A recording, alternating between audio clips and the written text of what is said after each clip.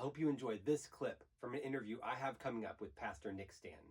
And you gave me some advice about fundraising. You said, if you think money is the only problem, then money's not the problem. Can you explain that and kind of give the Mhm. mentality of where money comes from, where resources come from, for anyone that might be listening? I think I told you that because if money's the problem, it's not really the problem with God. Um, because I've seen time and time again that God, he provides where he leads. Hmm.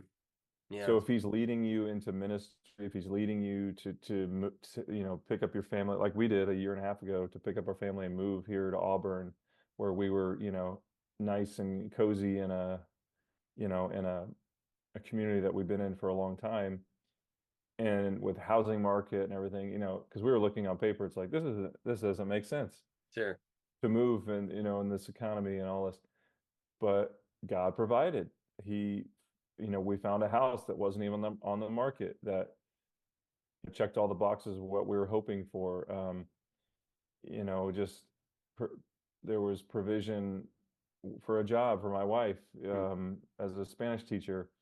Um, and time again throughout our marriage and through my time in ministry, God has always provided, and because he owns it all, right? He owns the And the, the cattle on a thousand hills, and not some prosperity gospel like sure. name it, claim it. It's like there's some biblical principles of, you know, when God, the only time in the Bible where it says to test God is like when it comes to offerings, when it Hmm. comes to tithes, when it comes to like it's a test of trust when it comes to money.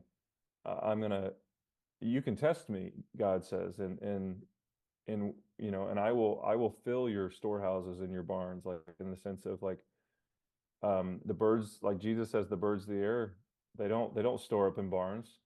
How Yeah. much more does your heavenly Father care for you and love you? And so we have to remember that God is our Father, that we are his children, and we're heirs to the throne. Like we can ask and know that when he guides us in a certain direction, he will provide.